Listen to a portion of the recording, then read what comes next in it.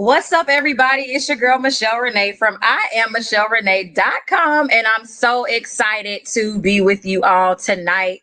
We are a tribe of dope Black women, and we are excited to have you here with us tonight. Listen, we are streaming live on Facebook, YouTube, and for the first time ever, on IamMichelleRenee.com via the Tribe of Dope Black Women page. So, yay for us. We are over here making moves. Listen, I need you to hit that share button and tell some friends to get on over here because we're about to have some major conversations tonight. And I hope you are ready because we're about to speak some truth like we always do. So I got to bring my girls to the stage and just get ready to vibe out with y'all. Y'all ready?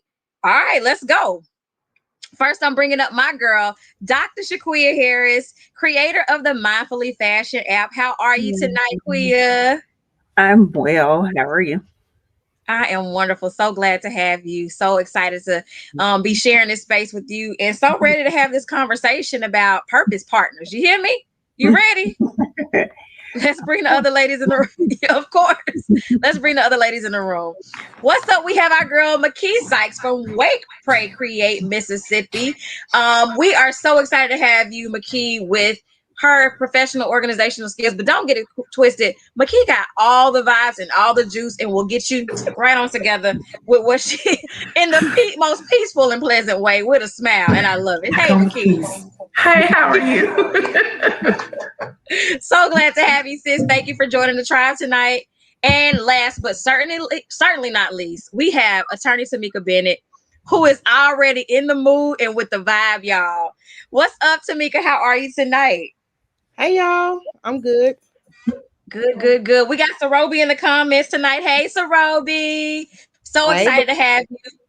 Listen, we are going to hop right in. So we are talking about deal breakers, purpose, if Black women should be competing for the affection of Black men. And we got to talk a little bit about purpose partners, right? So we want to get it kicked off with talking about how important it is to have a purpose partner. And so this comes from a conversation that took place Sunday with Atoya Follins on her platform. Black women have purpose too. She had a panel discussion. It was truly amazing. And as we were closing out the discussion, she posed the question, how important is it that your partner shares your vision or understands your purpose? And as we were talking about, I was like, wow, I hadn't really thought about that, but that could kind of be a deal breaker if you are with a person who doesn't respect or understand your vision or understand the role that what you're doing plays in your life. So let's talk a little bit about that. Can you start for us, Mckee? How important is it that your partner understand your purpose or that they serve as a purpose partner? I think it's really important. I think that, especially if you are doing something that's not necessarily the norm, like if you're starting a business or a nonprofit or something like that, it's really important that they support you in that because they're going to be there with you 99, they should be there with you 99% of the way to help you wherever you need it, to be there, not just in a physical capacity, but in your emotional and mental and spiritual capacity, because starting off something like a new business or whatever, that's a huge endeavor. And you're going to need that support to kind of keep you encouraged, to keep you motivated, to kind of be that helpmate for you. So I know in my business, I started it last year and my husband was the first person that I talked to about it. And he was like, I think you should do it. You have my 100% support in it. Whatever you need, I'm here. And I have utilized him. I have utilized him a lot throughout this process, just, from piggyback, just, different ideas and stuff and getting his opinion on certain things and things like that. And it's really been helpful. And I don't think I would have made it this far without his support. So I think it's really important. Listen, I can agree 100% with that.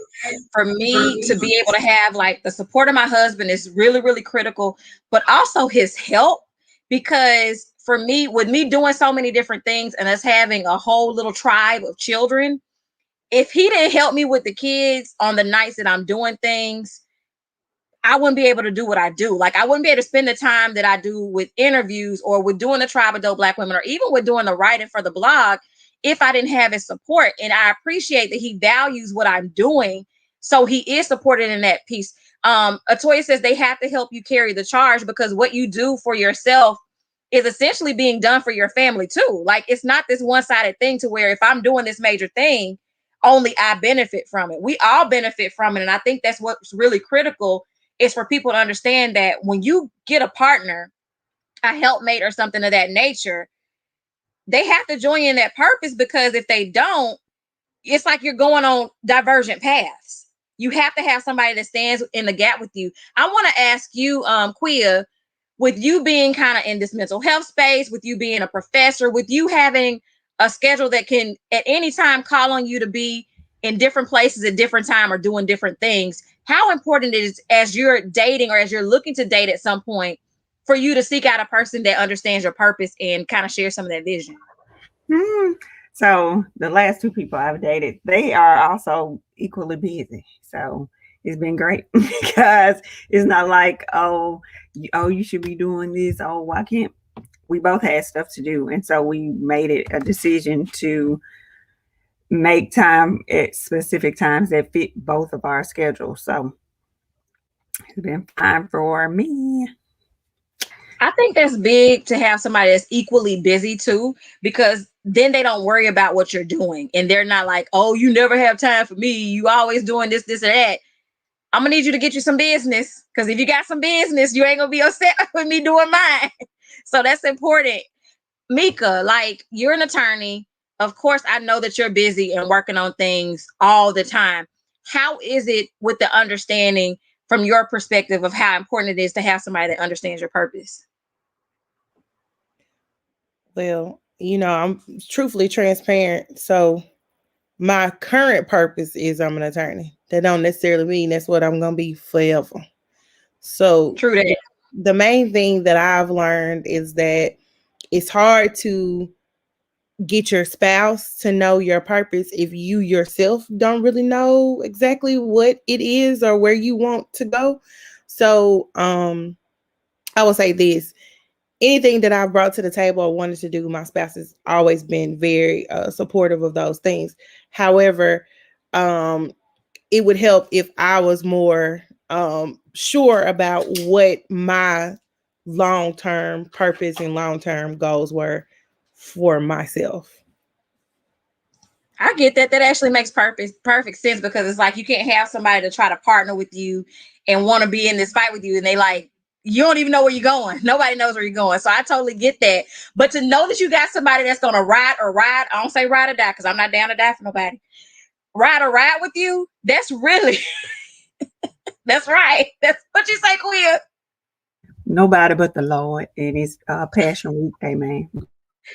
Amen. Hold on, I gotta do a little rockin' baby real quick, because it is Passion Week. Yes. We got to have somebody that is truly standing in the gap for you and supporting you. But guess what, y'all? We got somebody else backstage that's going to come on and answer this question. Welcome to the tribe tonight. She is not a newcomer to the tribe, y'all, but we're so glad to have her. Our sister, our tribe member, Miss Angela Maxwell. What's up, sis? How are you? Hey, y'all. Hey. Good. You. Hey. We are so happy to have you, girl. So happy to have you. It's been busy, but I'm glad to be here. Absolutely. Listen, we're kicking it off talking about purpose partners. And this is critical because last week, I don't know if you got to watch the show, but it got a little wild toward the end there, where we had to kind of address some issues. And I'm gonna give a clarification to something I said last week. I stand by what I said, but I think some people misinterpreted it. So I'm gonna come back to that in a minute. But Angie, answer us this: how important is it to have a purpose partner, meaning a partner, someone who understands your purpose or your vision for what you're doing? Oh, I think it's critical. I don't have one, but I mean, I can imagine that it's nice. As you're in this dating game or seeking to be in this dating game or going to be in this dating game at some point, how do you go about looking for that? How do you set that standard? you know what? A lot of what Tamika said was spot on. I caught the end of it as I was coming in. It's about knowing what you want for yourself. I think that we may be a first generation of women who aren't looking for men to complete us, but are looking for partnerships. And I say maybe a first generation women, but I remember my mom and my aunts, like there was a different conversation, right? And I think that because we're in a situation where we're looking for partnership, it means that we must already know what our part of their partnership is, right? So I know for me, it's only going to work for me if somebody comes to the table who understands what they want, understands that I am who I am, and I pretty much know where I'm going, and then we can come together and build that together. I'm not looking for you to carry me. I'm definitely not gonna carry you. But it's a partnership where we can come together and build together equally. So I think that it's important to understand what my purpose is, which I still go back and forth, and I'm not saying that it's a perfect easy road. It's just not. I was just having a conversation with somebody because my son's getting ready to go to college, and which is crazy, and not too long for. I know y'all all kind of like watch him grow up. he's gonna graduate high school early, and he's gonna go to college, and I think it's unfair. It was unfair for me, and I think it's unfair for a lot of kids for an unrealistic expectation for a 17-year-old to know what their purpose is. Right? Yep. It's to Absolutely. pick a major. I don't think we really understand the daunting task of picking a major at 17 and 18 years old for what you want to do for the next 40 years. Or 16. I had no idea. Or you were 16, right? And my son is like, now we're having these conversations. But look, that's like a little old man. He's completely focused. He knows exactly what he gonna do. I know what Zaylen gonna do, right? But I was not like that in school. College, I had a whole lot of fun. I was there with y'all. I had a whole lot of fun. Y'all saw me. I had a great time. I had no idea what I was doing. As far as life, I didn't know what I wanted. I graduated not knowing what I wanted. I picked a major. And it's not everybody's story. And I envy everybody who knew what they wanted to do at 17. I was like, oh, that must have been amazing. And I picked something. I think I got around sophomore year and I was still confused. Mm-hmm. And I just picked what I had the most classes in. I was like, let's just go with it. Because, I'll be here forever. And I'm not trying to do that. You know what I mean? Right. Because I'm hanging out. I'm having a good time. And I will chill right here. A great time. Mississippi State don't owe me nothing. But none of us. I didn't know what I wanted. And so I'm not saying that it's a perfect, easy road. And some of you all may have, had it figured out. It's not a perfect, easy road. I'm 40 and I still am figuring out some things that make me happy, some things that don't work for me, even career-wise, right? So I'm not saying that it's perfect, but I'm saying that I know where my trajectory is. Yeah. And so if I can get somebody that's still, on that path too, we can work together. It don't have to be perfect. So, I get that. You don't look for perfection. You look for somebody that you can build and grow with, and somebody that adds to the table. And I think that if you get that and you're both pushing each other forward, I think that for me, that will work. Absolutely. I totally agree with that. Toya said something powerful. So the thing is, what you want to do major wise may have nothing to do with your life's purpose. And sometimes we spend so much time trying to focus on, oh, I should do this, or I should do this, or somebody said I'm good at this, versus what is your passion work? What do you feel good doing? What makes you happy? And what is going to be something that you could do every day for the rest of your life? We miss that part. Right. I think it also translates to relationships. Like, okay, this person is fun right now, but can you wake up to them every day?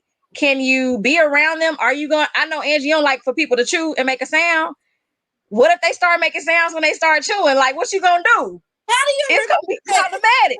I don't forget crazy stuff that you say. You hear me? It sticks with me. I'm like, because now every time my husband chew, I'm like, oh, you loud?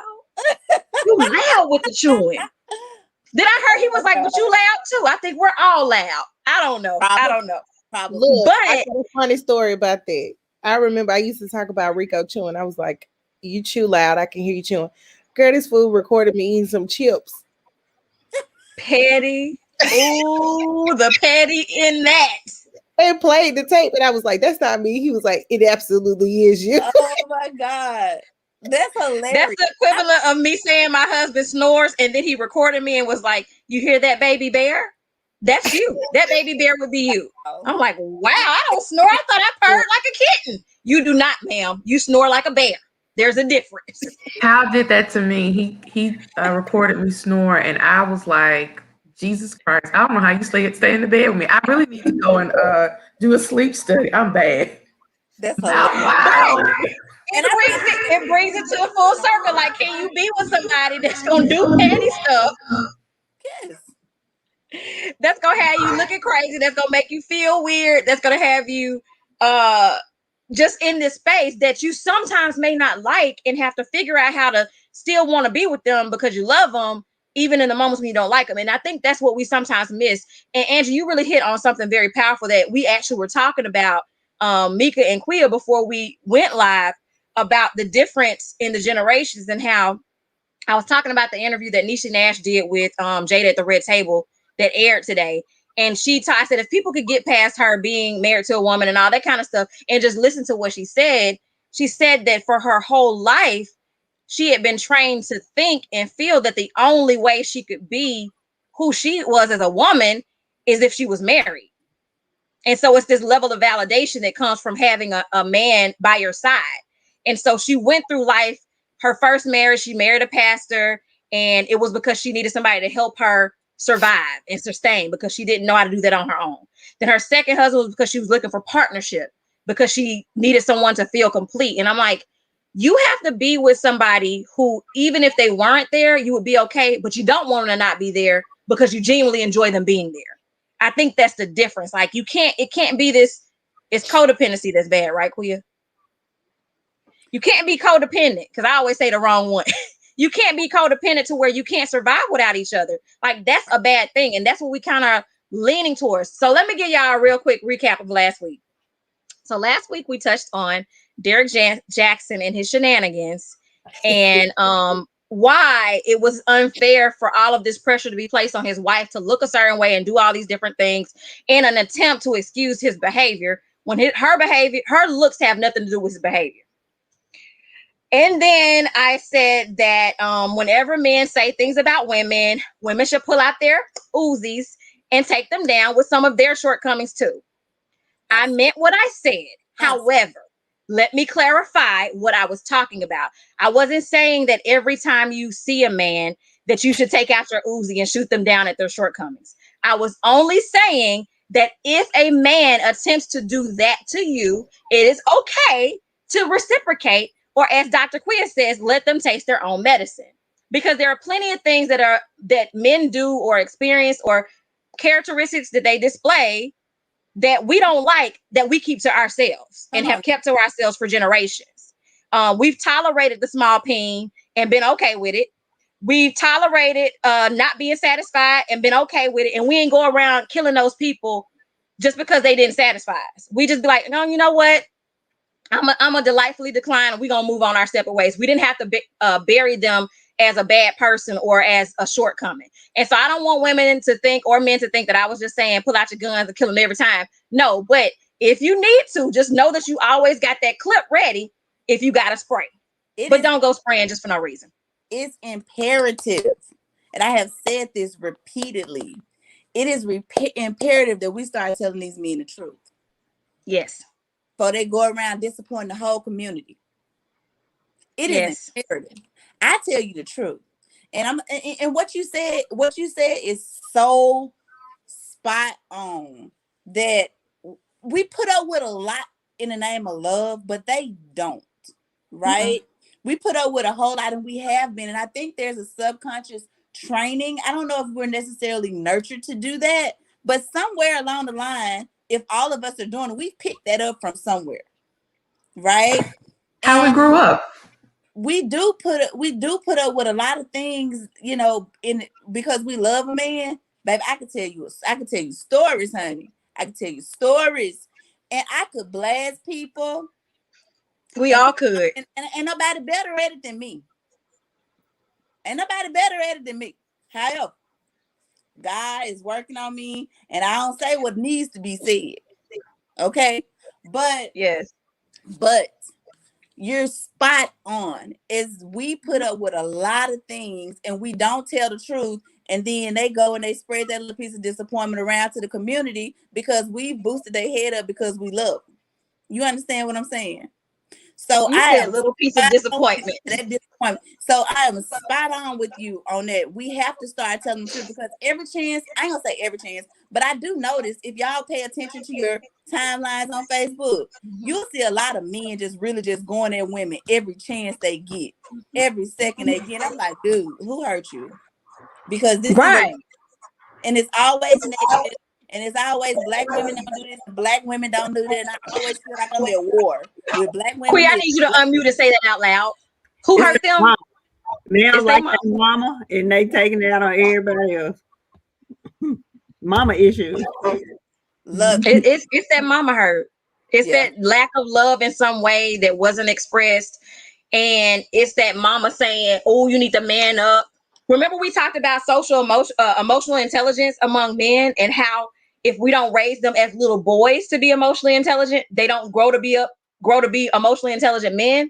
And the deprogramming of that is so rare. I'm not going to say non-existent because some men go through it and they do well, but it's so rare because it takes a level of ownness to say, I was hurt. This hurt me. And I want to do something about it so I don't further hurt other people. A lot of people ain't ready for that. I don't think it's the moms and the women who take that emotional part away from the boys. I have a son, Tamika, I know you do. And I'm very much in touch with his emotional part. But what I notice, and my son maybe some people may think he's overly sensitive. He's not very expressive, but he's very sensitive to people and things, right? But I noticed that the conversation is different when he gets with my brothers, my dad, the men around us. They have a different conversation and I got one brother that I had to literally monitor their conversation because I don't know what my brother gonna say. Like, you know what I'm saying? And he gonna teach him all that. Man, I love my brother. He is something else. But some of the stuff that he imparts is the toxicity that we don't want. You know, I don't want that in my son. And he's gonna get it. He's gonna get it in his friends. He's gonna go to college. I ain't got no control of what he's gonna see and hear and do when he get there with his friends and that type of thing. But I don't think that they get a lot of that toxicity from us. They get it from the male figures. Yeah. They get it from their dads. Behavior. Yeah. Go ahead, Mckee. I'm sorry. They get it from their dads. They get it from, brothers, uncles and stuff, grandparents, because these men were taught you have to be strong, you have to be the alpha male, you have to be rough and tough at all times. You can never, crying is a weakness. Crying is you're a punk, you're a sissy, those derogatory terms. And if they do cry, they're scared to death. If they do cry or show some type of emotion, then they are criticized for it or belittled or made to feel inadequate. And so they learn early on that, okay, I can't cry, I can't be emotional, because if I do, then my father or that male role model in my life is going to make me feel bad about it, right? Beat it out of me, and I don't want that. So they learn that behavior from male figures. And I do think that there are some moms, grandmas, guardians who teach that as well. But I think a lot of it comes from that male side. Yes, definitely some toxic moms out there. Yes. But in general, I believe, like, for the women that I know, and for the most part, we don't snatch that out of our boys so harshly, because I want him to be able to understand how he's feeling. I used to tell my sister, I was like, I'm not gonna, we walk around and we do all these things to these boys, and then we wonder why they walking around acting like little pit bull puppies.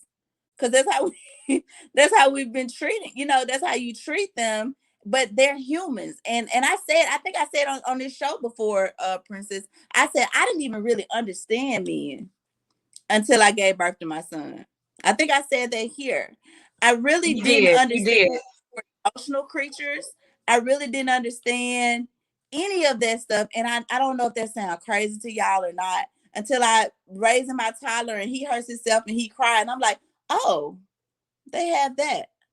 You know, because my dad is a hard military. My dad is a hard guy, right? I've only seen my dad in my life cry once, and that's when his mom died. There's never any emotion. There's never any softness. Now, he loves his girls, very hard with his boys, but there's never any, you know, he'll at least, but my dad will hug. My mom said my grandfather hugged her one time her whole life. Once. Very hard, and she knew he loved her, but we're talking about generations of hard men, and they have hard emotions, and they bottle all that stuff inside. And while I don't want my son to be, I hate that term alpha man. Somebody just said that I cannot stand alpha and beta male. What are we talking about? That is so toxic. It's so toxic.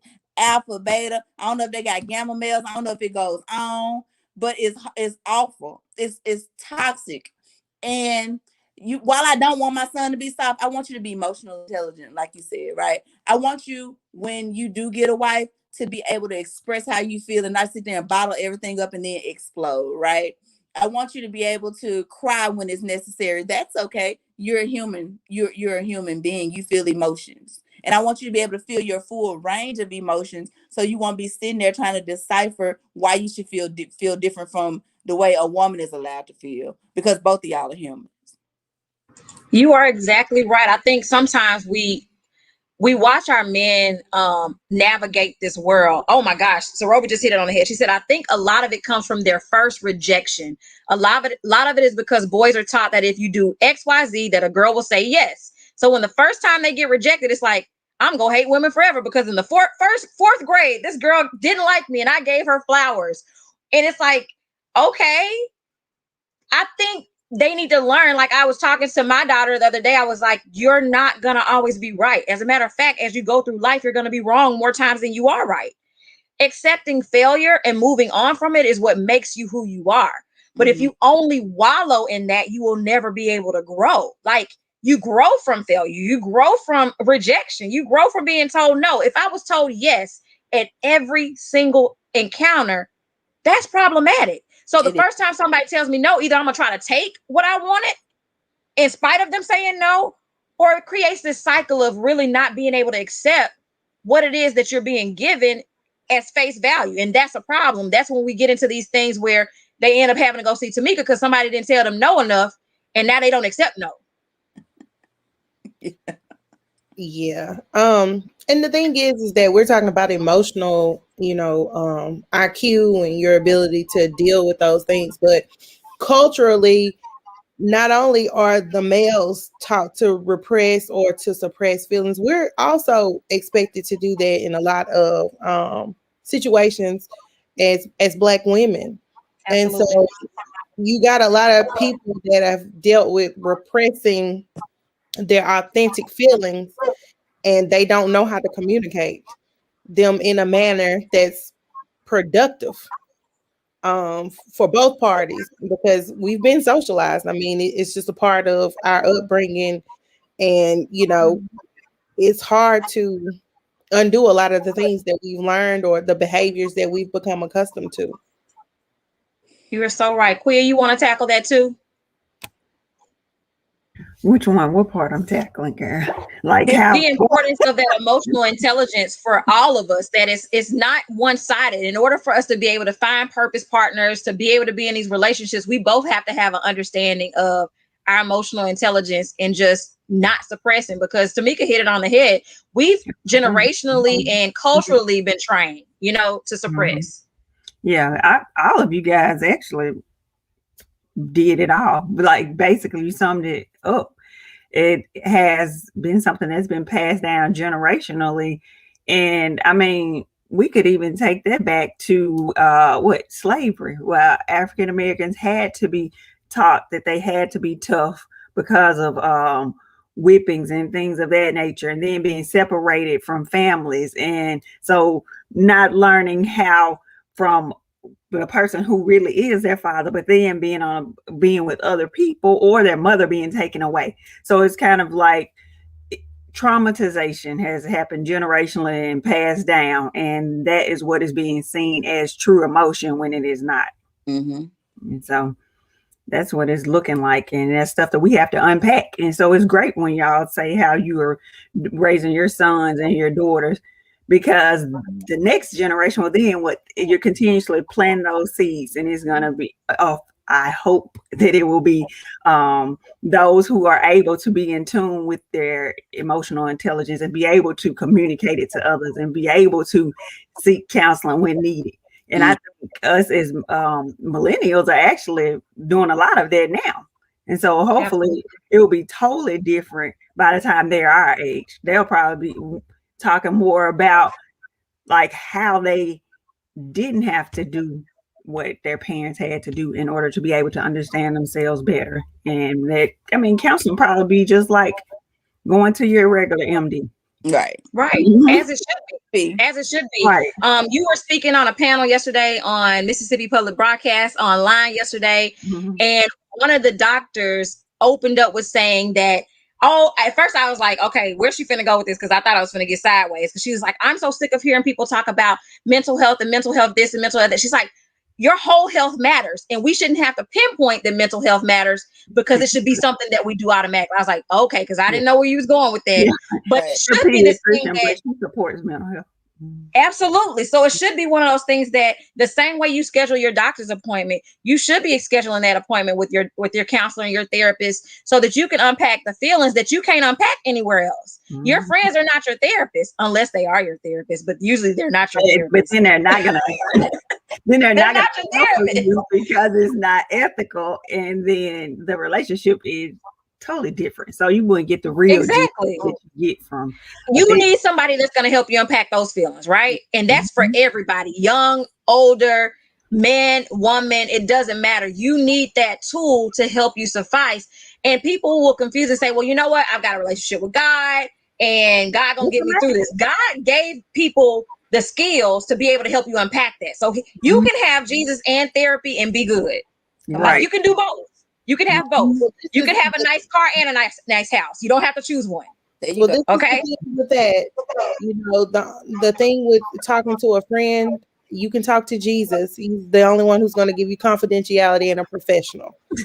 So if you don't want what you're saying to be out there with other people, not to discourage anyone from speaking with a friend, but be mindful that they're not obligated to any level of confidentiality, period. Right. Now, therapists are not friends. Let me make it clear. She said therapists are licensed. Yeah, but only breach confidentiality. The only way it's breached if they're harm themselves, harm someone else, or know of others being hurt. And then, of course, if they're called to a court of law, there may be specific things that they may have to state. Right. Absolutely. Sometimes counselors have to go on trial. Yes. Got some counselor records. Yes. Yes. I want to share something that Tamika sent to me earlier, y'all. And it kind of, it rubbed me the wrong way, as old folks say. And I was just like, I don't like this one bit. So I got to share it with y'all.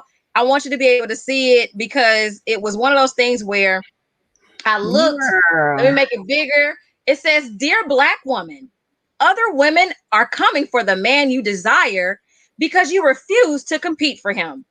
Women outnumber men 3-1. We no longer have to wine you and dine you. It is now incumbent upon you to amaze us, period." And this was written by a man. Take off, ladies. Why he's throwing was that Kevin Samuels? No. It wasn't Kevin Samuel. No, it wasn't him. But what do y'all think about that? What'd you say, Mika?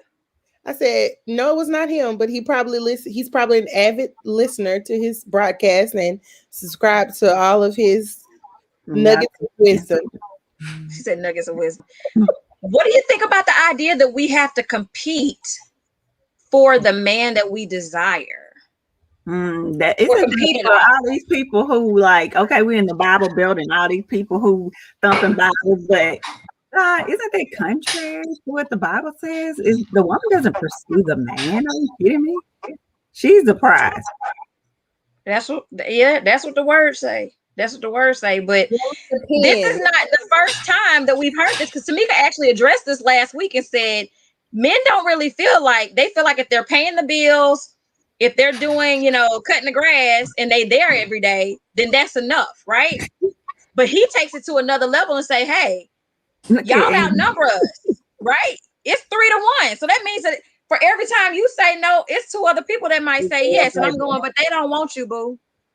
And I'm just sorry. I am trying to keep nobody. I shouldn't have to keep you or Let me just say, compete for you. I don't listen. Well, let me say this. I think it depends. Not that I'm competing for anybody, but just in general, like there's levels to this. Like, in the Bible, the people who did have multiple spouses or whatever, because they were of a certain wealth level, statue, they had certain titles, things of that nature. Do you? But like the money people that work at McDonald's or not to, diminish that. That's an honest living. Tamika, my God. I'm not about to be trying to give you the same treatment we give to King Solomon. Like, there's levels to this, and you sir are not on that level. Especially the person who authored that meme. Sir. This right here is why I don't pay attention to foolishness like that. First of all, a dude who is even on the level would not even that's even on that level that we talking about. He ain't got time for no memes. Correct. And then we wouldn't be saying period with a T on the end. I was hoping somebody said something. Period. The fact that you black women, that was what you led off with. Me, that dude that made that meme, and Kevin Samuels all like the same thing, I think. So therefore, it ain't nothing you can tell me about nothing. Okay? So they want you to compete. I'm not competing with you. First of all, that's what he wants you to stop competing for his pain.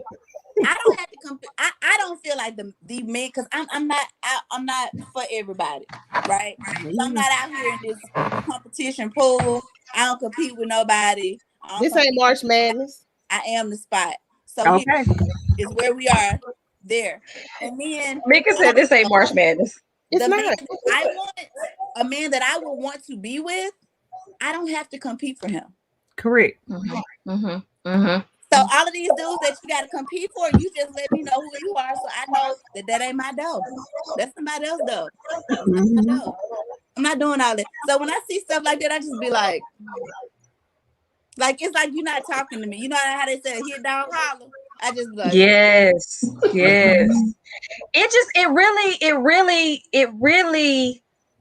It tickled me, because I was like, there are really people who think like this. Yep.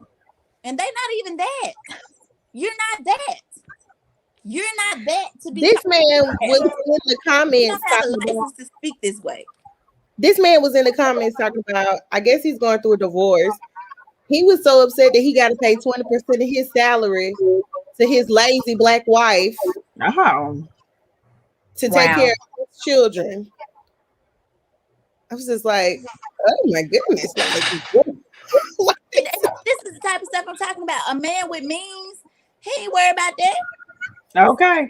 That's why you got to marry right the first time, so you can't be sitting here concerned about all. I'm not going to be concerned about all that all that time. I need you to say that again for the people in the bike. Man with what? If you follow my page, you know me. I don't care. A man with means, meaning the means to provide, is not going to be worried about 20% of their income taking care of their family. Of your kids. No, your kids. They came out of your boss. That is crazy. It brings me to another question, though. Like, do black men still want to get married? Because I hear so much negative feedback around them getting married and really being in this singular monogamous relationship, because I hear a lot of conversation, and I share it because I have a lot of friends who participate in the lifestyle of polyamory and things of that nature. And it's this conversation where they want you to focus on polyamory being a lifestyle. But I said, y'all know monogamy is a lifestyle too. Meaning that if we're going to acknowledge one, we have to acknowledge the other. being monogamous is a choice, just like being polyamorous is a choice, right? Because just the same way men could choose to want to be with multiple people, so can women. It's not this one-sided thing. And I think sometimes people enter in these conversations thinking that, yeah, we're 3-1, but some of y'all not for us. So it's like, it's really not 3 for me, baby. It's probably like 1. I mean, out of the ratio. That's it. And that's what I'm saying. Like, you're asking like the general question. I get the question. I understand where it's coming from. When I hear stuff like that, the guy that I want to be with wants to get married. Right. These dudes that don't want to get married, they not for me. Right. I don't know if I psyched myself out in that way. Maybe I have. I don't know if that's realistic, but that's the way that I think. The guy that I want to be with wants to get married, and he wants to be married to one woman. Now, if you end up being in a polyamorous relationship, the guy that you want to be with wants to be with multiple people. That's not my ministry. So that's not my guy. And he can, I wish you well. Right. I think it's just understanding that, I asked the next question, that is marriage and monogamy a dying practice? Because you see all these people creating these storylines as if, my whole argument with this is like, y'all, some of y'all not able to like please one black woman. How you gonna please 2 or 3? Goes back to how you gonna take care of 2 or 3 if you complaining about 20%? The truth at the beginning, they won't be spraying that little disappointment to the community. They'll sit down with the person that's doing her kegels and putting up with it.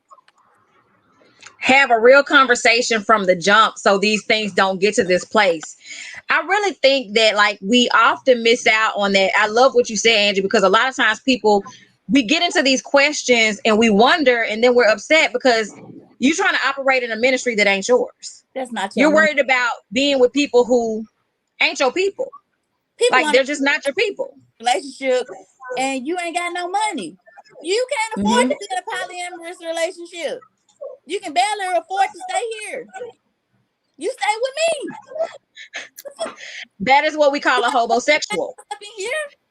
Did y'all watch Love and Hip Hop? Like, not Love and Hip Hop. It was like Growing Up Hip Hop New York. And I want to say some rapper's son was like trying to like. I saw that. Like, different women. He was like, I want us all to be together. And like, living in squalor.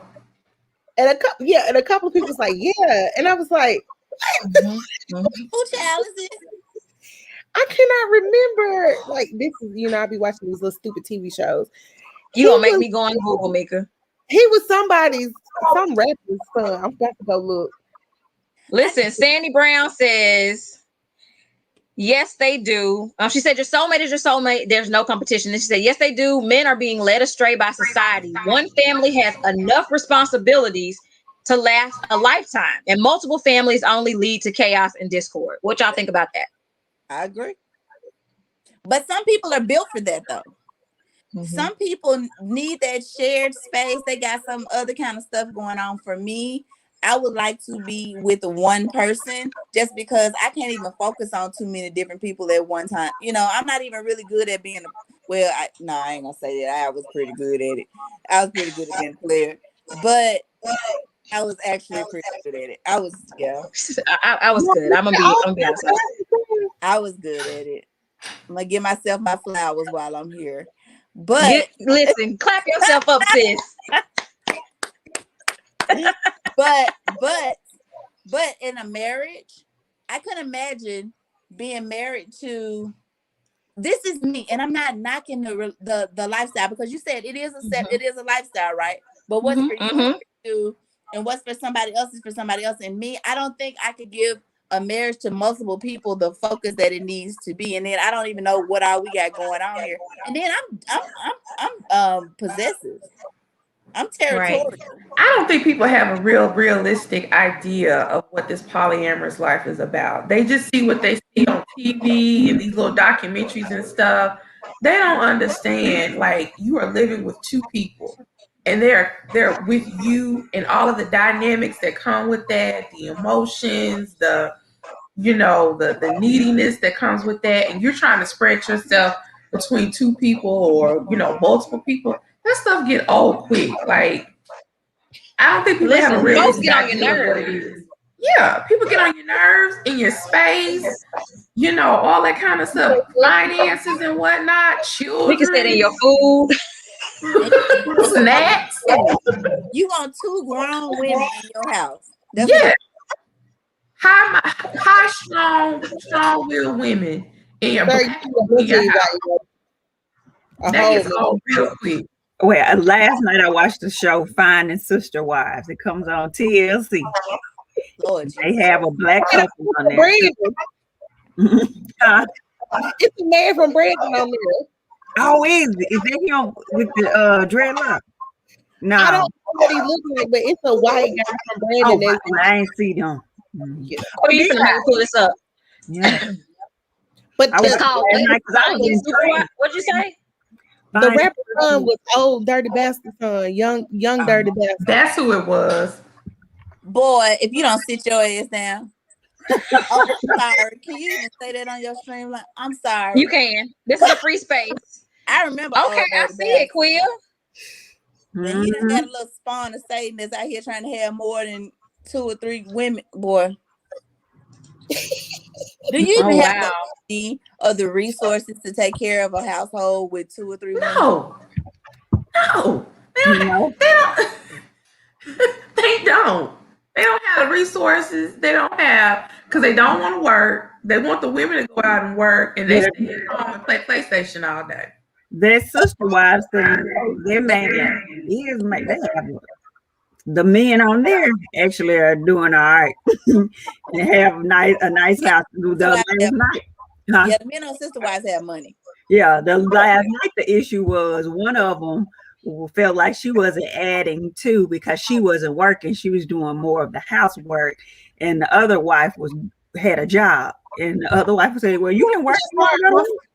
I can stay here and do this. Do you want to go get a job?" She didn't know what to say then. So now I don't know if I agree with this. I'm gonna post it anyway. Sandy says, do you have a teenage daughter? When they lose their mind, we as parents always say, I'm the only woman running this house. 2 women will not work unless you are insecure and have other issues as well.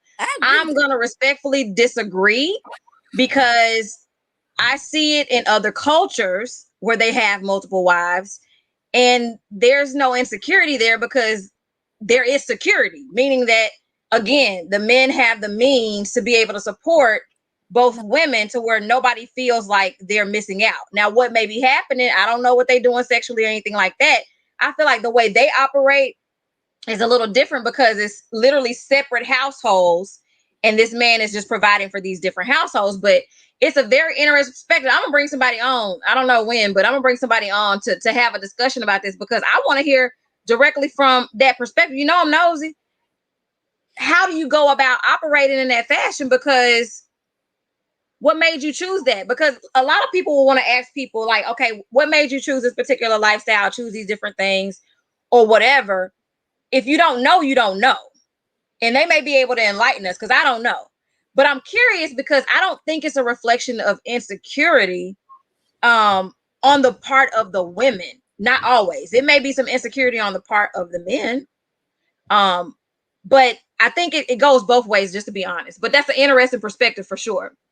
Because for me, it goes against the idea that women can't work together, and I disagree with that. Sweetie, let me reel you back in. What cultures you talking about? They got melanin in their system. Yes, Indian women don't be doing this here on a regular basis unless there's something going on. Okay, we are territorial. Okay, and when we get married, we want to run it. You'd be surprised, Ange. You'd be surprised. I promise you'd be surprised. But I mean, I just can't say as a culture, this is a cultural thing for us. No, not black culture. I said other cultures, not our culture. I'm talking about like with Indian families, in the Indian culture, a lot of our Eastern cultures. Right. This is something that they practice. Right. Hmm? We're talking about black women though. No. Those are still women of color, but they're not black women. Yeah, no. I'm talking about the ones we know. I'm talking about us. Now, I do know quite a few black women who practice this who are married. that's just what they do. That's their lifestyle preference. Like, this is not a rare thing. The thing is, they don't really talk about it. Hey, they don't really talk about it because it's not welcome, because it's I actually saw a post. You said what? It's the face. Yeah. I saw a post that was in response to everything going on with Derek Jackson. They were like, had he just approached his wife and had a conversation instead of being a cheater and brought this idea to her about, you know, whatever, maybe she would have been more receptive. I was like, well, she probably wouldn't have been, but that's another story. But that's not a remedy to cheating. So it can't be one of those things. What'd you say, Mika? First off, that man knows his wife. He knows she wasn't going for that. That's why he had to do that mess in secret. He already knew what a line in the sand was. He knew that she wasn't going in that direction. So, no. There's a whole community of people that exist, Black people who exist in the polyamory community. Like, it's not as taboo or as odd or as rare as you think. And I'm talking about married people. So that's one of those things where just because you don't see it every day doesn't mean it doesn't exist. And just because you don't necessarily agree with it doesn't mean it is not happening. Right? Oh, I definitely think that it's happening. I don't judge them or have anything to say about it. I'm not interested in what they have going. I'm not even interested in the conversation. Yeah, but that's just me. But you know, it's happening. It's definitely happening. To each live and let live. Do what you want. But it's just like the conversation I led in with, Mika. Just like that's a lifestyle. People also need to honor that monogamy is a lifestyle too. So if I choose to be monogamous in my lifestyle, I need people who are poly to respect that I'm monogamous. You know what I'm saying? And understand that, and not make it seem like I'm outside of the norm, just like you don't want me to make you feel like you're outside of the norm. It all goes back to respect. I get that, but I'm not even looking to them to respect the fact that I'm monogamous. Like, as long as me and my spouse, you know, respect the fact that we're monogamous, I could give two rats pissing on cotton behinds, you know, like what some random person that has multiple mates thinks about what we doing. Exactly. I get that. It's just it's a point of conversation. So I get what you're saying, because we're talking about where we are in relationships and understanding the purpose of partners, moving into why people make those crazy behind memes like, dear Black women, you got to compete. Why would I have to compete? They lose me at dear Black women, because see, I know you finna say some real stupid stuff right after that. I'm trying to as he throwing a jumper. When you say dear Black women, I just don't even hear nothing else, because you finna say something stupid. First of all, you put us all in a blanket. You don't really hear, and then sometimes you do, but not from the women that I hang around or the women that I deal with. You don't really see us going, dear Black men. No, because you understand that you are not a monolith. Right. But this is the thing, the audacity to actually compose this, like, you're doing us a favor, dear Black women. Like, he was giving advice, period. Salutations. The first thing I'm gonna do is go to your profile when you say stupid. Yeah, that's what we all did. That's why I cropped the picture to spare what his name was, because I was like, I don't even want people going and blowing it up. He wants that smoke. Give it to him. He put it out there. Baby, I went and looked, and I, like I told them on off camera, I was like, sir, you have not even been selective in some of the decisions that you've made in your life. Like, please. I told Quia, the first comment I saw said, Negro, please. I want to do a Kevin Samuels on here. I was like, are you a high value man? No. They won't be ready for that conversation at all. It will be problematic. Very problematic. We look at that, and it's crazy. Yourself, sir? Do you have kids? What's your height and your weight? Oh, you got to pay your ex-wife child support. I rate you at a 4. Girl, what's your income? That time we had that man on there, I was like, oh my God, because he said, do you have a big? And the man said, huh? He said, you don't. So if you ask to say, honey. Samuel is so feminine to me, and that's just to me. So I always find it interesting that he's always trying to, and I mean, what man do you know that use the term high value man? Usually a low value man. Sir. You probably sitting there with your legs crossed right now trying to tell me about a high value man. I don't want to hear that. You can't talk to me. But see, that's why the Lord don't put me in them situations. Listen, I find it interesting because it's always, let me not say always, that's too absolute. Too often we see men dishing out advice for Black women. Because we easy. What criteria or qualifications do you have to give us advice about what's best for Black women? I don't even think it's that. It's just why do Black women listen to it? That part too. Why are we listening? Why? Because we don't tell them the truth. That's why. Well, number one, I don't think that is because we don't tell them the truth. I think that's a factor, but I think it's because we are sitting here. We've been socialized to believe that something is wrong with us internally, and that we're sitting here thinking, oh, I'm not good enough. There's something wrong with me. Surely I need this man to explain to me specifically what it is so that I can get chose. Like I want to be chose. Like that's no. We are easy targets. A lot of us have been in a situation. If we're not in a situation now, we've been in a situation. So if a man like Derek Jackson or some of these other clowns can hit us in a vulnerable place, and it's easy to do with just a little effort, because whether we're there or not, one thing about us, we remember what that felt like. So we're very emotional creatures. It's also why, and I know this is a whole nother conversation, but it's also why they can get us in the church in different ways. We're emotional.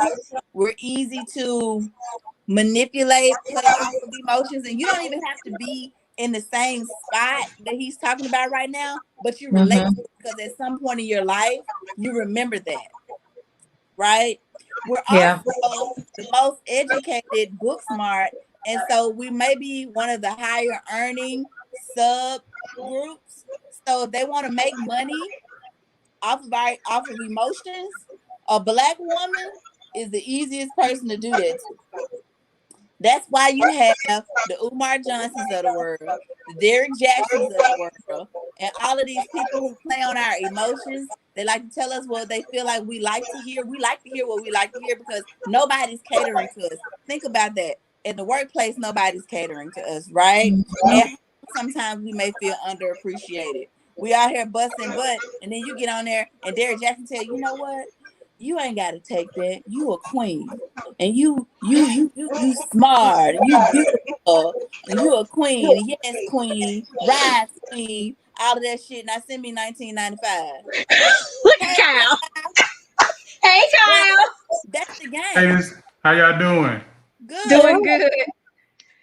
What y'all talking about? Men. Oh, Black okay, men. well, Not you, Kyle, though, because Kyle is genuine. Kyle is not. He is not like the others. So we're not gonna put Kyle in that corral with the others. Kyle is a good man who loves Black women, who appreciates them and shows us love on the regular. So I do. Kyle, you good with the tribe, man? You good with us? Amen. He says he's a high value man. Yeah, you a high value man? We'll give you that. He listens to Kevin Samuels. Oh God, really, Kyle? Oh, I do listen to Kevin Samuels, and I've never been a fan of Derek Jackson. And this is the reason why, though. I felt like Derek Jackson was only telling women what they wanted to hear. Exactly. True. And number two, and people think I'm joking, but he was always doing a video from his car, so I didn't know if he was homeless or whatever he had going on. This man said homeless. He didn't think he walked for a while. I didn't think he had legs for the longest. He was in the car the whole time. How you gonna trust a man that is homeless with no legs trying to give you advice? Brother, get yourself correct. You get yourself right. I'm not laughing at you, Kyle. I'm not doing this with you tonight. I'm just saying though. Derek Jackson always found a way to soften the blow or make it the man's fault. And And my only argument was that it's not always a man's fault. It's not always a man's fault. And that was my gripe with him was that he always found a way to make it the man's fault. And so I never thought he was genuine. So when all this came out, I wasn't surprised. Right. Now, I wasn't surprised at all. Now, Kevin Samuels, look, you got to take the meat, leave the bones. Ain't no doubt about that. He can come off a little harsh sometimes. Well, a lot of times. There ain't no doubt about that. He come off harsh a lot of times. A little harsh? And I don't take everything that he says as gospel. But he does have some good points. And like any good piece of information out there, you got to be able to decipher what's good and what's bad for you. So here's the issue, Kyle. Here's the issue with that. Everything you just said about Derrick Jackson, Kevin Samuels is the opposite. He tells men what they want. Mm-hmm. That's the issue. Kevin Samuels. I don't disagree. I don't disagree for the most part, Angie. But if you've seen a couple of videos, he has drugged some men on there. He has drugged some men through the dirt. Mm-hmm. Those are out there. But I will agree, if Derrick Jackson is on one end of the spectrum, Kevin Samuels is on the other. He's definitely on the other end. Yeah, and I think they're all toxic. You lose me at these words. Queen, when the dude starts talking about queen, I don't hear nothing else you say. Hey, queen, all that, I don't hear that. And then the queen. I know you full of shit right then and there, and I don't want what else you got to say. And then Kevin Samuels, when he started talking about these high value men, these high value men? He's only talking about money. Yeah. So here's the thing: I ain't been with dudes with money. Them ain't no high value men. So let me ask you this though. Let me ask you this: a lot of the women that come on this show, when they talk about high value men, they're referring to money as well. But that's where you're placing. But I'm saying if he keeps coining that as high value men, he's placing a value on what you make, and that is not always where the value is. Because valuable men who have hit hard times and been unemployed at some point, that don't mean that they're a low value man all of a sudden. You understand? Right. So he's I agree. That is horrible for a woman to follow. She really wants to seriously be with a man and seriously be in a good, solid, foundational relationship. I agree, Angie. You know, as a man, I don't want to be defined by my wallet. Exactly. Like that's I don't want to be defined by my wallet. Now I'm trying. And women don't want to be defined by their body or their amount of the children they have. I'm trying. We're more than that. Don't get it twisted. I'm trying to get it, but I don't want that to be my definition. That shouldn't be what value is. I think if we had a conversation with Mckee about what makes you valuable to her, it won't be about your wallet. And this is where the issue with Kevin Samuels is for me. Because if you're going to put out a narrative about what women should expect and should be looking for, what women deserve, and you're going to label a man, and a man should have a problem with it, but y'all don't. If you're going to label a high value man and you're only basing it on what he makes, then what about the men who don't make that? I know a lot of high earning women that don't care what a man makes because the other values that she's looking for in that man is not there. Well, Angie, let me ask you this question: If Derrick Jackson is on one end and Kevin Samuels on the other, is Dr. Umar Johnson in the middle? You know what? You just trying to trigger her. I don't mess with Dr. Umar Johnson with his scamming ass. Look. He tried to get his school right. Just wait on the school. He is a scammer. All of them.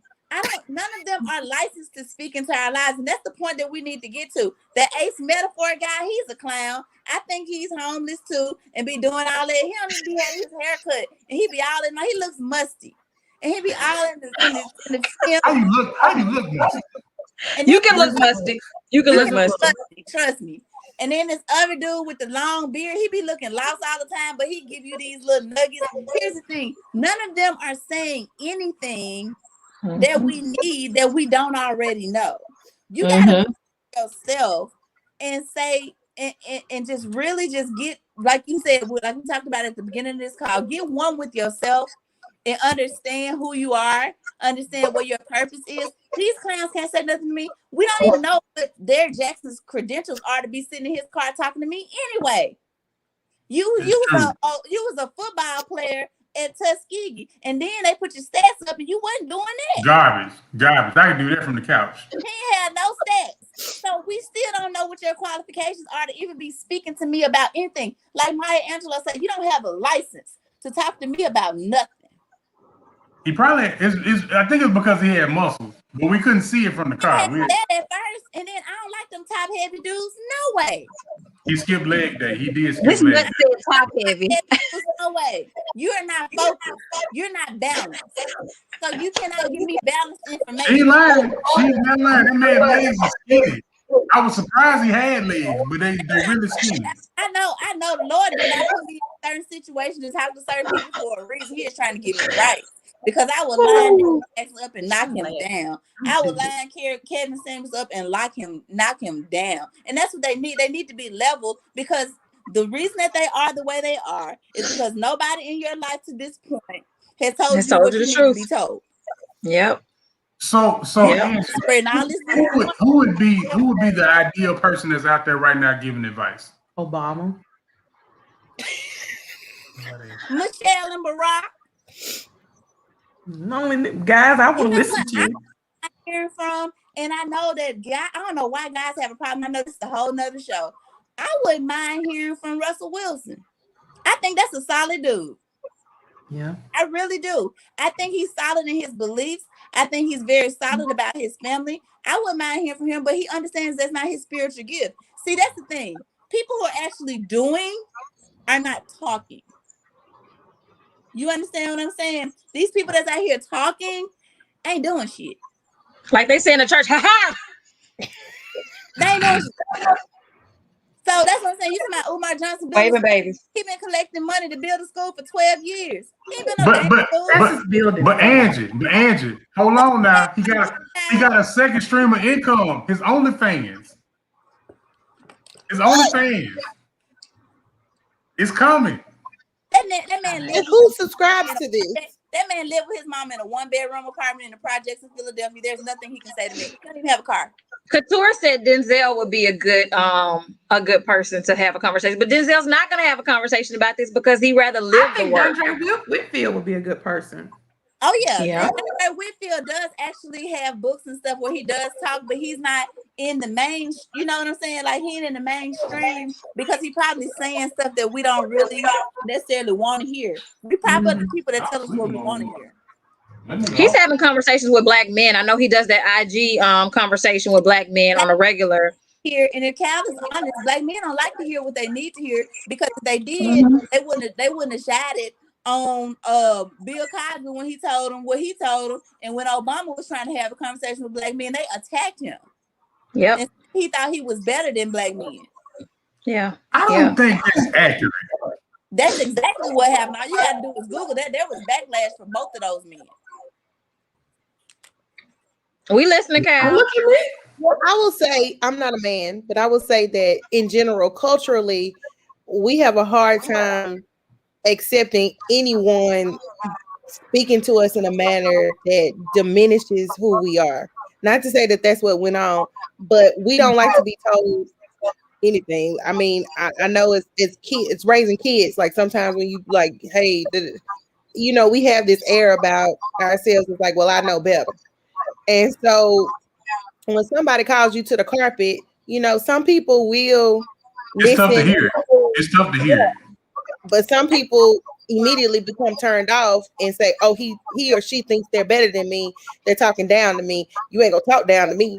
So I ain't listening to anything you got to say. You ain't in touch with me. You ain't from the hood, that type of. But that's a mentality, though. I think people who are open to information, I think, and then you're gonna get that from mostly people who are educated or mostly people who are seeking wisdom.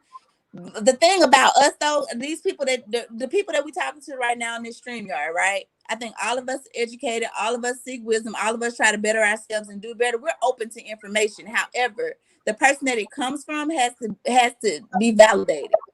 Mm-hmm. You got to be a valid person. You got to have a license to speak to me about certain things. Right. You know what, Angie? I'll say this, and I don't want to take up too much of y'all time because y'all some dope black women, and you know I'm in y'all space. But thank you. I have learned that you can learn from anybody. I have gotten some valuable wisdom from people that who are not credentialed. Yes, who have not done the traditional path of education. Maybe they learned theirs from the hard knocks of life. Yeah. You know, they maybe didn't go to college or whatever. But I've learned valuable lessons from people that you would not think would be able to drop those nuggets of information. And so I'm so open to talking to people and learning because you can learn from a fool. Yeah.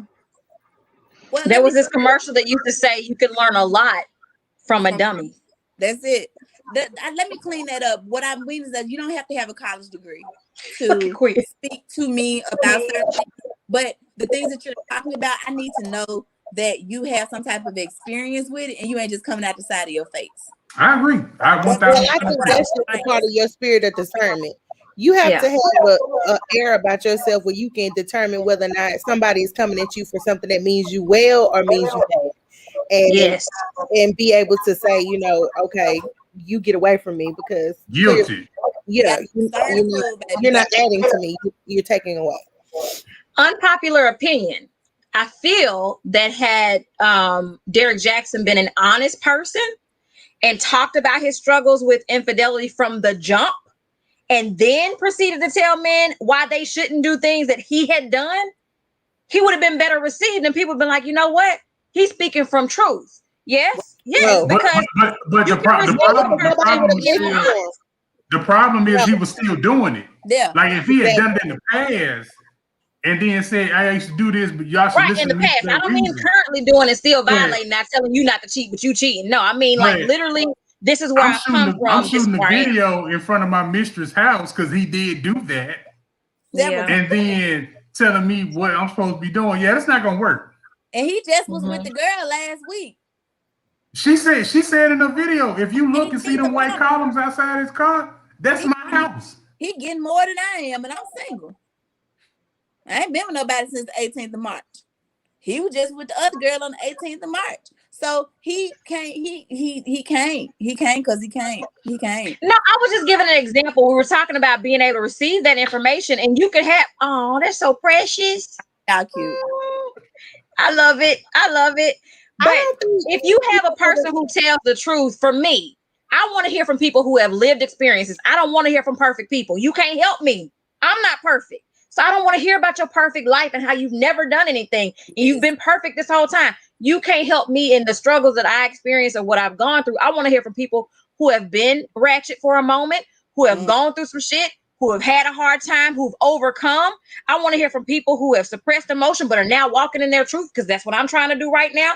I want to hear from people that are actually living or walking the talk, talking, whatever the saying is. I don't know. But doing what they said they were doing, whatever. But that's your point. Your premise is that if he had come out and he was actually doing that, he's not living the lifestyle. So that's my point. I'm using them as an example because we're talking about we're trying to keep somebody current, but we're talking about people. A further tool to pimp people into believing that he's living an alternative lifestyle when he's continuing to do what I don't think that really helped the situation.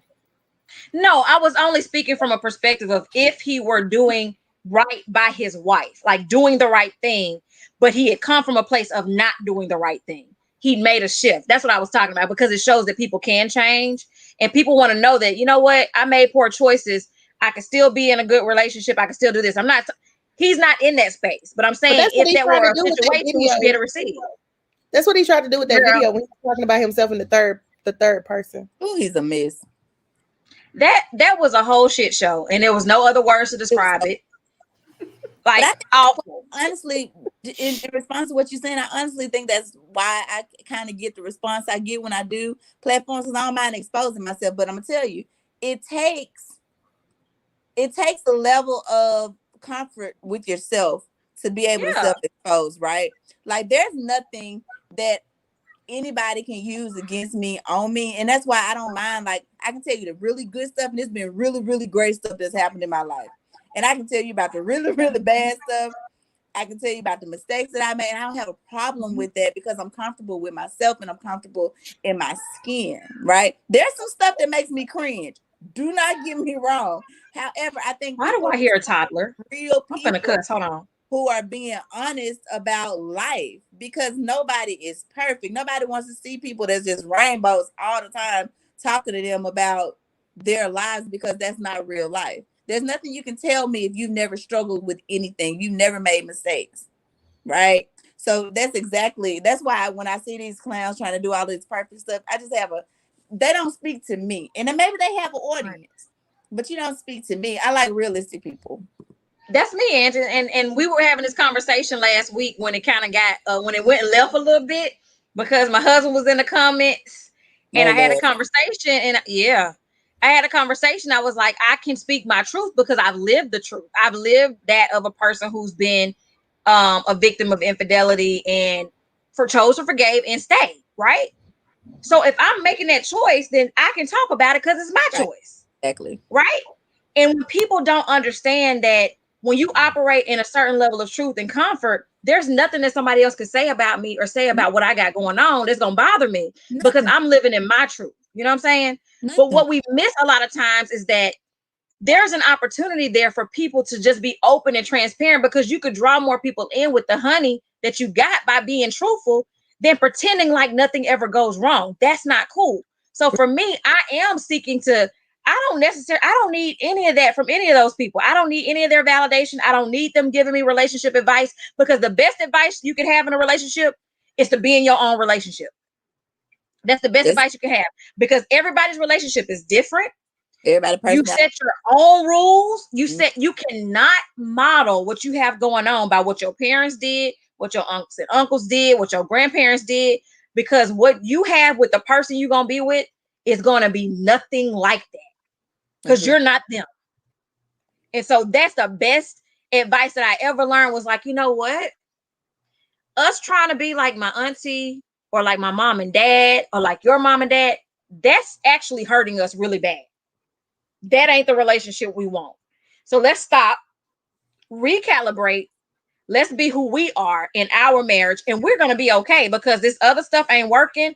These books ain't working. None of that is working. But if we could be honest with who we are and set some goals, some standards, some requirements, some boundaries, because you still got to have boundaries in relationships and marriages, because you can still get taken advantage of. Once you set that, that's more realistic. And those people not being honest by even saying that kind of stuff, you're right. It's just a way to pander and try to make money. And I think the whole purpose of them even having all this come about was to try to sell that book about healing after hurt, and it backfired on them. Because now don't nobody want to read your book unless it's a memoir telling out. She could write a book and people will buy it. Girl, but she is interesting. And then the book is $4.97. I said, I know you lying. Y'all sat there and did all this. It's a pamphlet. For $5. I know you lying. Y'all sat there and did this for $4.97. For $5, Angie. Baby, not even $5. $4.97. Ma'am, it's not even $5. I know, girl, because I was curious. I was like, they're 3 cents shy. How many pages is They're way more cents shy. They're a lot of cents shy. I didn't buy that mess. Look, I just was curious as to what we trying to sell here. So y'all done sat here and made a fool out yourself for $4.97. They're gonna be half off. Listen, girl, probably ain't even got an ISBN number. Buy one for you, buy one for your next level. 2 for that's 1. Next level. He's talking about here, author. He done wrote over 12 to 15 books. I ain't never seen your books in Barnes & Noble. You gotta have ISBN number to get up in there. Him and Umar Johnson books in the trunk somewhere. Hey, don't knock them folks that be selling stuff out their trunk. They be. I like trunk sellers. I'm a supporter of trunk sellers. CDs at their trunk. CDs is CDs. Ludacris started by selling them CDs out his trunk, and this is fine. I'm talking about whole books. Supposed to be trying to give somebody advice with no Maya reference. Wilkes. I was just gonna say Maya. So yes. on the freeway. Who? Maya Wilkes from Girlfriends. Authoress. Oh hell yes. Oh hell yes. Look at Angie. Oh my God. Please tell me you don't see the episode of Girlfriends. Wait a minute. Is this ain't no real book? Girlfriends. No. Girlfriends. See, y'all play Girlfriends. She said y'all play too much. Y'all sitting here playing with me. I don't know. I don't know. Listen, the best advice you can give a person is to read their own diary. Come on. When you read your own diary, you get to see what you feel and what you think and things that bother you. So that's what you have to address. You cannot live your life reading other people's diaries and worrying about other people's shortcomings and things. That is not going to help you in life. It's not going to help you in relationships. It's not going to help you in anything. Know thyself first. That's it. That's it. You got to know yourself. And when you know yourself, you can operate from a whole different level of freedom. Because when you know yourself and you love yourself, you are so free. I love the freedom that I see in Quia from her just being who she is unapologetically. Quia gave a whole read today with a smile and a puff. I love that. You hear me? And I was just like, yeah. Ooh, I listen, I praise dance and then I did Lil Baby Rocking after I read it because it was too much. And more people need to hear it. And like, there's so much freedom in just being honest with who you are. And not that fake, oh, I am who I am. I'm talking about really owning who you are, the good, the bad, the ugly, and indifferent. Agree. And then saying, you know what? If this is who I am and I am pleased with me, that's it. Then so shall it be. And that's how we rock it. So listen, let's get some. I already told you to thine own self true. That part. I don't really rock with Shakespeare because I bet a black person said that before he said that. He's I bet black. he got that from a more. Who? Shakespeare. On what page? On what page? He is black, girl. Girl, don't make me Google William Shakespeare. So his name actually Lil Willie.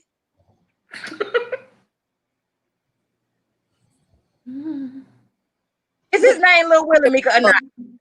I don't know. He's black though. I believe it.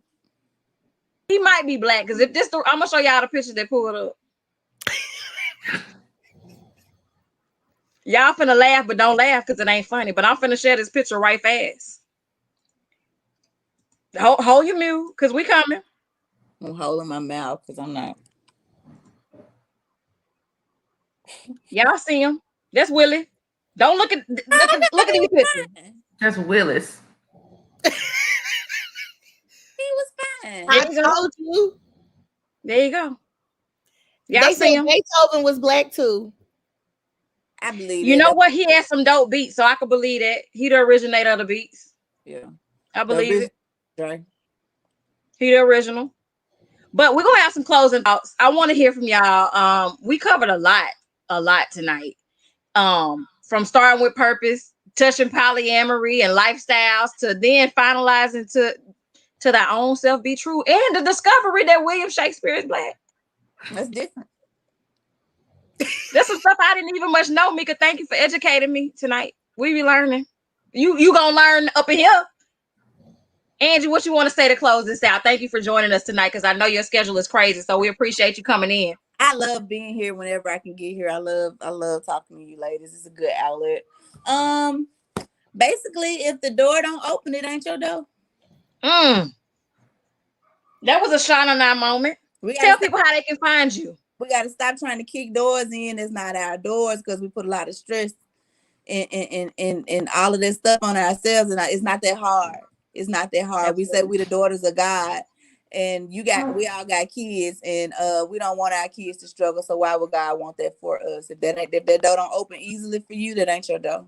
Mm-hmm. That's right. That's right. Tell people how they can follow you, Ange. I am Ange Not Nat Max on Facebook, Angela Natalia on Instagram, and my YouTube page. As soon as my ring light gets here Saturday, we'll go live.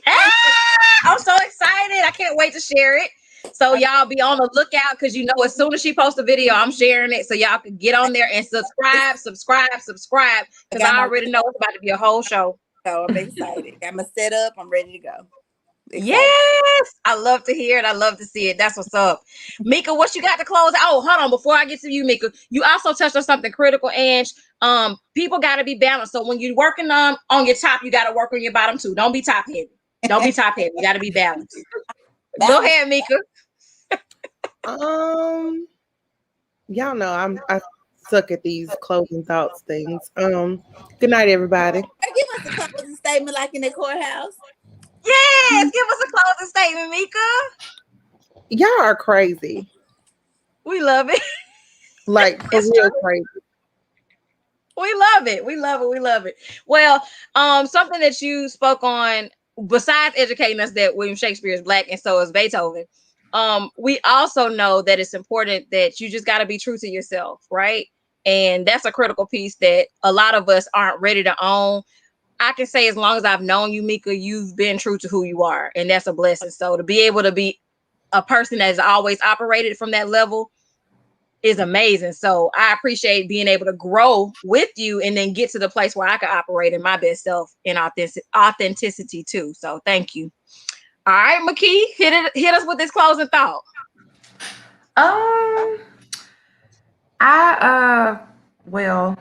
I just want to leave you all with this thought. It may be fitting, it may not be. I heard it a couple of days ago and I've been thinking about it all week. But someone said, God doesn't want you to go through trauma while your man is learning to grow up. Come on.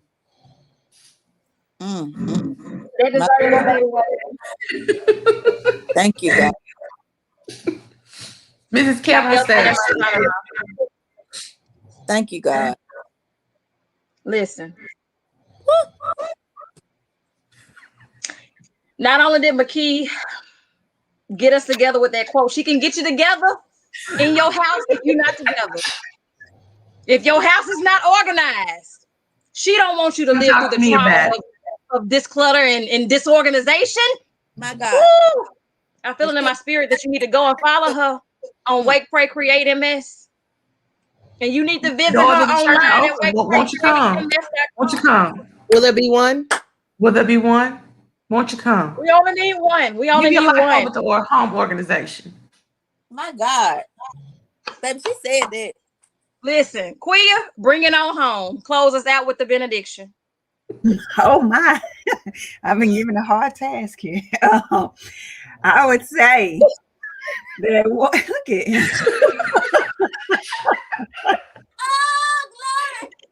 Why she acting like Sister Mary on Not Crossing Banks page? Spoke to me. Go ahead. I'm sorry. It's fine.